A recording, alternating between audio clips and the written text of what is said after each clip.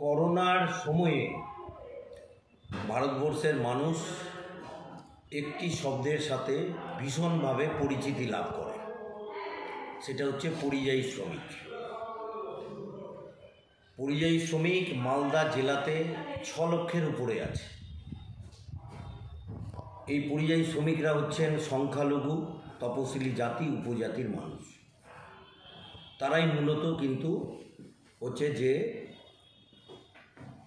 এ রাজ্যে কাজ নাই, 100 দিনের কাজে প্রবল দুর্নীতি, কোনো কলকারখানা তৈরি হচ্ছে না।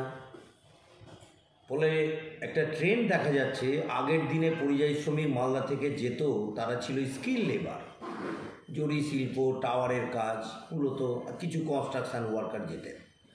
এখন গাঁকে গাঁ যাচ্ছেন, কেন হাতে টাকা নাই, রোজগার নাই। ছাত্ররা পরিযায়ী শ্রমিক হচ্ছেন, স্কুলে পড়ছে, উচ্চ মাধ্যমিক পরীক্ষা দিবে, হেডমাস্টার মশাই ফর্ম ফিল আপ করানোর জন্য পরিযায়ী ছাত্রদেরকে ডেকে আনছে। ভয়ানক চেহারা। আমাদের রাজ্যে 1 কোটি, মালদাতে 6 লাখের উপর। সাধারণ নির্বাচন কমিশন বলছে যে নির্বাচন হচ্ছে গণতন্ত্রের উৎসব। তাহলে কেন্দ্রের মোদী সরকার অযোধ্যার জন্য ট্রেন দিতে পারে, যারা পরিযায়ী শ্রমিক তারা হচ্ছে 5,000 টাকা খরচা করে বাড়িতে আসবেন, ভোটাধিকার প্রয়োগ করবেন।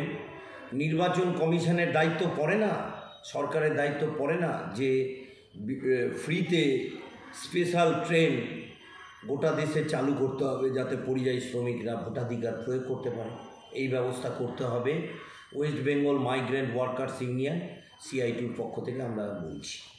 আমাদের কর্মসূচি আছে 11 তারিখ, দাবিগুলো নিয়ে ব্লকে ব্লকে ডেপুটেশন আছে। আর 11ই মার্চ সন্ধেবেলা ফারাক্কা এক্সপ্রেসে আমাদের সবচেয়ে বেশি পরিযায়ী শ্রমিক আমাদের জেলা থেকে যায়। তাদের মধ্যে রাজ্য সরকার যে কর্মসাথী অ্যাপ চালু করেছে, নাম নথিভুক্তকরণ করা, এবং হচ্ছে তাদের দাবি নিয়ে আমরা সচেতনতার জন্য মিছিল এবং পরিযায়ী শ্রমিকদের সাথে আমরা বন্ধুত্ব স্থাপন করব। যে দাবিগুলো আছে, 26,000 টাকা মজুরি মাসিক, 10,000 টাকা পেনশন, বাইরের রাজ্যে নিরাপত্তা সুনিশ্চিত করা, ট্রেনের মধ্যে দূরপাল্লার ট্রেনে অন্তত আসন বরাদ্দ করা, আইন চালু করা, মৃত পরিযায়ী শ্রমিকদের জন্য 10 লক্ষ টাকা আর্থিক ক্ষতিপূরণ দেয়া, তাদের জন্য সামাজিক সুরক্ষা চালু করা, নিখরচায় তাদের দেহ বাড়িতে আনা, এবং তার সাথে রাজ্যের সরকার মাননীয় মুখ্যমন্ত্রী ঘটা করে ঘোষণা করলেন যে West Bengal migrant welfare board তৈরি করলাম, তাদের জন্য উপকার হবে। মারা গেলে 2 লাখ টাকা, দেহ আনার জন্য 25,000। দুয়ারে সরকার হলো, জেলাতে 3,25,000 নাম নথিভুক্ত হয়েছে, তার মাত্র 30,000 হচ্ছে ফাইনাল হয়েছে, এবং সেটাও কিন্তু এখনও শ্রমিকরা সেই সার্টিফিকেটটা পেল না। তাহলে তাদের এই যে বঞ্চিত হচ্ছে, এই বঞ্চিত দায় কার? শ্রম দপ্তরের আধিকারিকদেরকে জিজ্ঞাসা করছি, তারা বলছে যে আমরা জানি না, শ্রম দপ্তর এখনও কোনো নির্দেশ দেয়নি। এখনও এই ফান্ড থেকে একটিও শ্রমিক কোনো টাকা পাচ্ছে না। যা ঘোষণা করছে, তাহলে কি ভোটের জন্য গিমিক?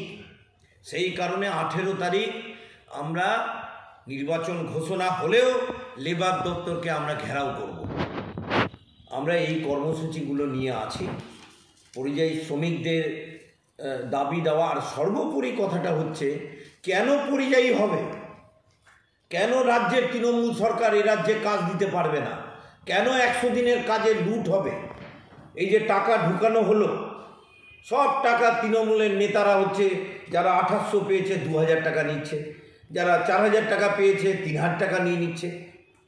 এই লুঠের ভকরা সব তৃণমূলের নেতারা নিচ্ছে। আর আমাদের রাজ্যের ছেলেগুলো ভিন রাজ্যে গিয়ে কাজকর্ম করছে, তাদের পরিবার পরিজন ছেড়ে দিয়ে তারা সব বাইরে থাকছে। কেন যাবে? সুতরাং পরিযায়ী শ্রমিকরা নির্বাচনে একটি গুরুত্বপূর্ণ ভূমিকা পালন করবে আমাদের জেলার ক্ষেত্রে। তাদের দাবি দেওয়া নিয়ে একমাত্র CITU, একমাত্র লাল ঝান্ডা ধারাবাহিকভাবে আন্দোলন করছে। আগামী দিনে আমরা কর্মসূচি গ্রহণ করেছি, এর শেষ দেখে ছাড়বো। সামনে ঈদ আছে, তারপরে আরও বড় বৃহত্তর আন্দোলন গোটা রাজ্য এবং গোটা জেলাব্যাপী আমাদের হবে। এটা নির্বাচনের সাথে কোনো সম্পর্ক নাই, কিন্তু নির্বাচনে আমাদের ডিমান্ড আছে, তাদেরকে বিনামূল্যে ট্রেনের ব্যবস্থা করতে হবে।